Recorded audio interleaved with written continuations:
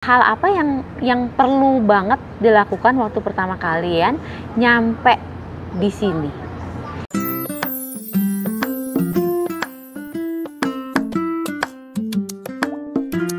Halo guys, apa kabar semuanya? Semoga semua dalam keadaan baik. Welcome back to our channel.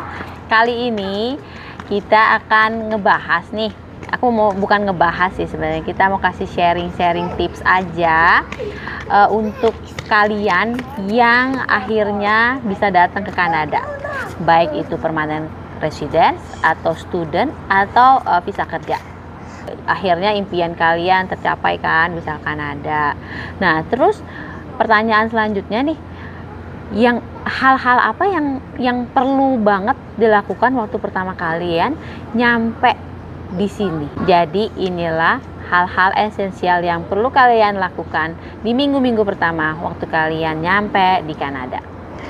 Nomor 1, mencari tempat tinggal. Mencari tempat tinggal ini kan krusial banget ya. Kita mau kasih tips untuk tempat tinggal. Jangan pernah kalian booking atau bayar apapun, transfer apapun tanpa kalian lihat dulu lokasinya, tanpa ketemu sama ownernya atau dengan agensi propertinya. Jangan pernah, karena untuk menghindari scam.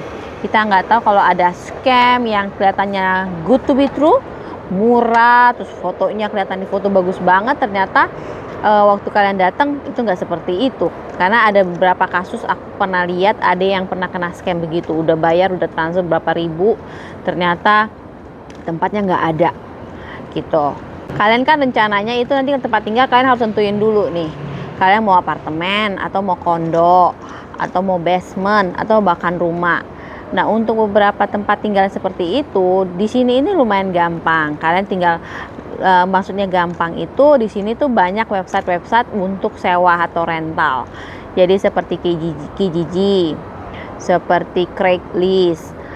Nah, di situ nanti kalian tinggal masukin kota mana, masukin daerahnya di mana, kayak gitu. Terus budgetnya kalian mau berapa kamar gitu. Terus, nah tapi ada minusnya nih. Minusnya apa? Sebagai pendatang di Kanada ini credit history itu penting banget.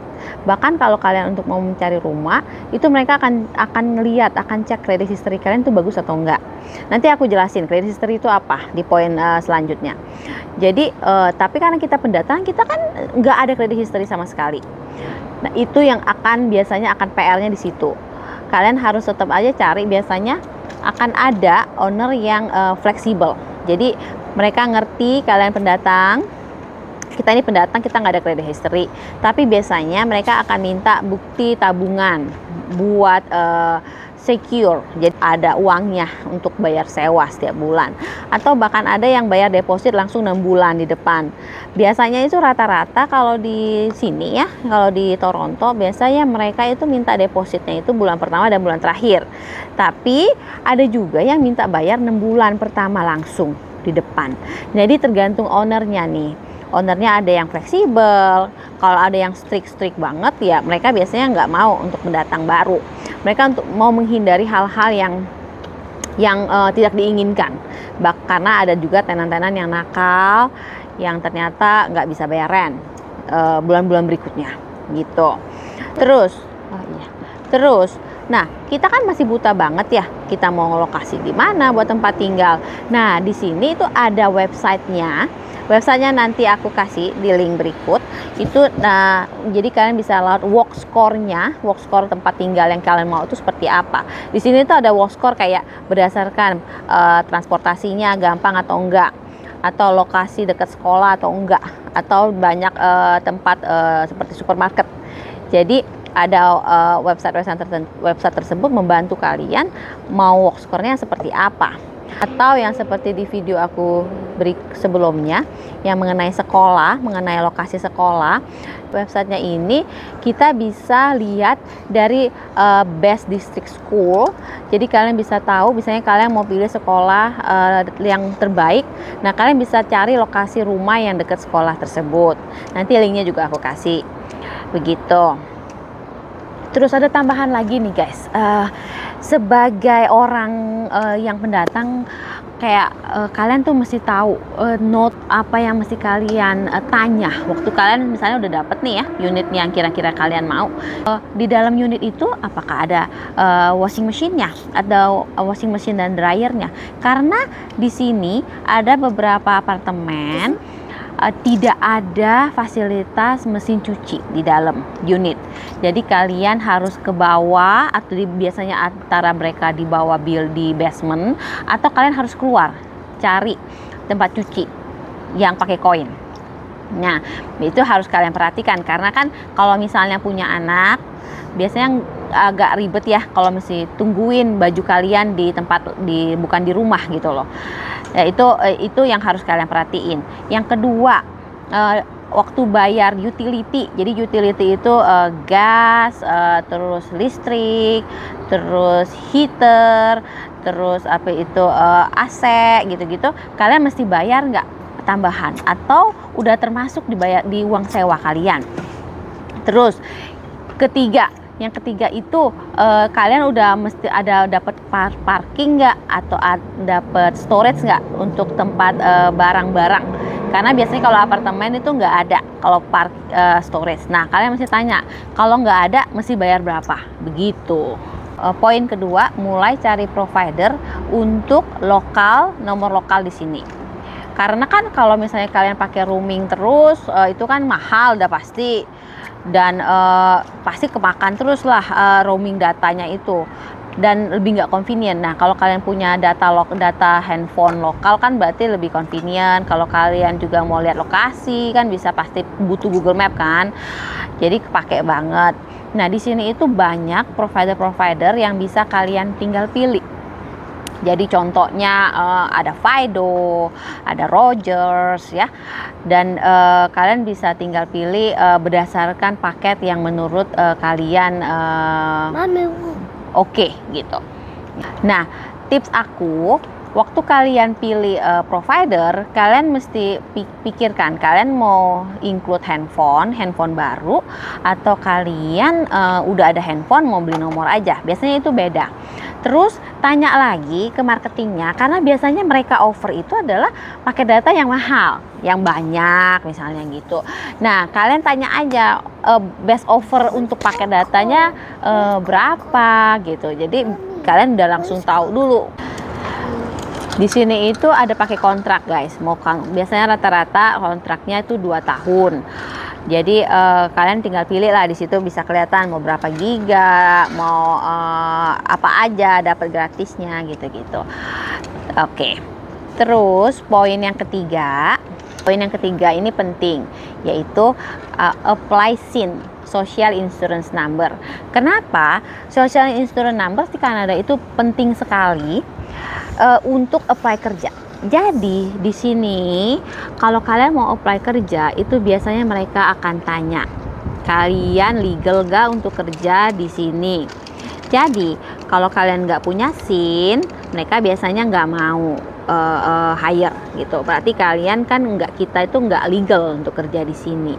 Nah, cara apply SIN itu gimana? Cara apply SIN itu kita datang ke Service Canada. Service Canada itu ada websitenya juga. Nanti aku share juga di description. Service Canada itu bisa datang, atau kalian bisa apply secara online. Jadi akan dikirim by mail. Tapi kalau by mail biasanya itu akan lebih lama proses nyampe-nya. Kalau misalnya datang, ada minusnya juga. Kalau lagi rame, antriannya itu lama, karena dia first come first serve. Jadi ya makin cepat kita ngantri, ya makin cepat dilayanin.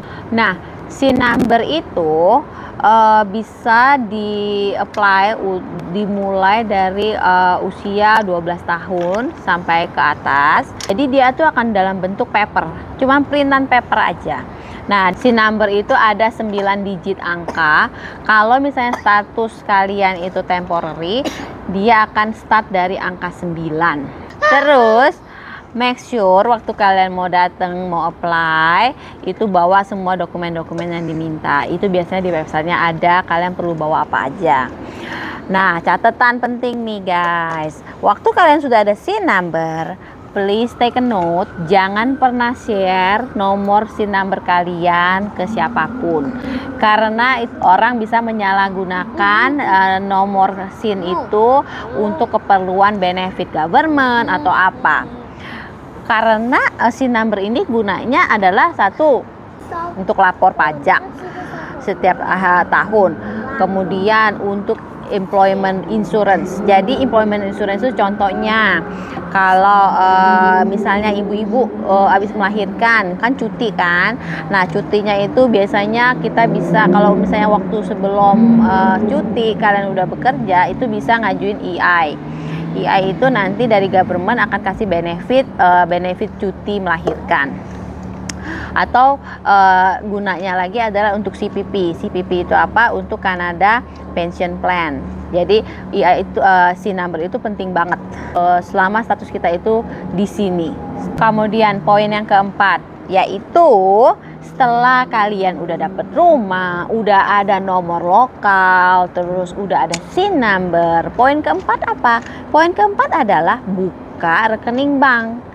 Karena kan kita nggak mungkin pakai bank lokal kita di Indonesia. Karena kalau buka lokal di Indonesia, kalau kita tarik duit mungkin kena cas, atau aku nggak tahu apakah kita bisa tarik uang di sini dengan bank lokal di Indonesia.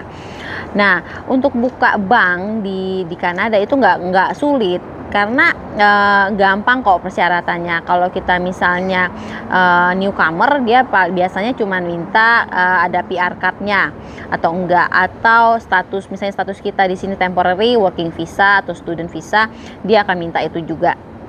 Terus di sini banknya terpercaya kok. Di sini ada banyak bank-bank yang gede, yang buat contoh aja, ada TD Canada Trust. Di sini ada BMO, ada CIBC, dan Scotiabank. Nah, di sini itu sebagai newcomer, bank-bank itu banyak banget offer paket untuk newcomer, guys. Jadi kita kan di sini itu butuh banget, seperti tadi aku bilang, kita kan butuh credit history. Nah, bank-bank itu biasanya mereka akan offer paket-paket. Jadi untuk build credit history kan kalian butuh credit card. Kalau kita nggak ada credit history, biasanya kita nggak bisa dapat credit card. Nah, biasanya itu waktu kita open account, dia akan kasih misalnya bonus cash $300 misalnya, kalau kalian mencukupin persyaratan minimum mereka minta. Dan kalian bisa langsung dapat credit card langsung tanpa perlu dicek lagi credit history-nya. Terus buat catatan lagi, credit history itu apa sih? Credit history itu adalah catatan selama kita di Kanada, history kredit kita itu bagaimana? Apakah bagus atau jelek? Di sini itu credit history itu sangat dipakai. Mau misalnya mau beli rumah, mau cicil rumah, mau cicil mobil. Terus atau bahkan yang gampang, yang paling simpel, kalau kalian mau buka nomor lokal di sini itu dicek juga. Misalnya kita mau beli nomor handphone baru ya, atau hanya kontrak nomor, itu biasanya dicek juga credit history gitu-gitu. Jadi credit history di Kanada itu sangat penting. Kita harus maintain credit history kita itu selalu bagus. Kalau misalnya credit history kita itu jelek, biasanya itu akan sulit kita mau kredit apapun gitu. Kita mau selesai nih. Sekarang itu poin kelima. Poin kelima kita udah selesai semua nih yang esensialnya ya. Sekarang yang poin kelima mesti ngapain lagi? Poin yang kelima, kalian cari komunitas. Karena kan kita itu butuh bergaul ya. Biarpun kita ada family, tapi kan kita butuh komunitas. Kita bisa cari komunitas sesama Indonesia atau komunitas sesama hobi. Itu di sini ya bisa misalnya kalian ke gereja atau ke masjid atau Katolik. Jadi waktu kalian dapat komunitas kan mungkin mereka bisa bantu kalau kita misalnya butuh informasi atau butuh bantuan apa. Terus kalau misalnya hobi ya mungkin bisa menghilangkan stres waktu kita udah capek kerja ya kan, atau komunitasnya seperti di sini itu ada komunitas sepeda atau e-scooter. Di sini itu lagi hip juga e-scooter. Bisa cari-cari kalau komunitas yang kayak untuk hobi itu bisa di sosial media, Facebook, mungkin Instagram gitu. Nah, kita udah selesai nih. Nah, poin keenamnya, Poin keenamnya, karena kalian udah sampai di Kanada, waktunya apa nih guys? Udah semua nih, udah beres semuanya. Waktunya explore lah city yang kalian pilih. Jadi kalian mesti waktu di Indonesia pasti sudah catat dong, aku mau ini, aku mau ini, aku mau nyobain ini. Atau misalnya kalian ke Toronto atau di Ontario kalian mau ke Niagara Falls gitu kan, udah explore sampai waktunya kalian udah dapat kerja, udah sibuk, udah susah pergi kemana-mana. Sebelum itu terjadi, explore dulu gitu. Begitu sih masukan dari kita, apa hal-hal yang esensial yang perlu kalian lakukan waktu kalian baru nyampe, minggu-minggu pertama baru nyampe di Kanada. Semoga membantu. Atau kalian ada yang ditanyakan, boleh bertanya di kolom komentar. Thank you guys buat waktunya. Thank you guys for watching. Bye. Thank you for watching. Thank you for watching. Thank you for watching. Bye.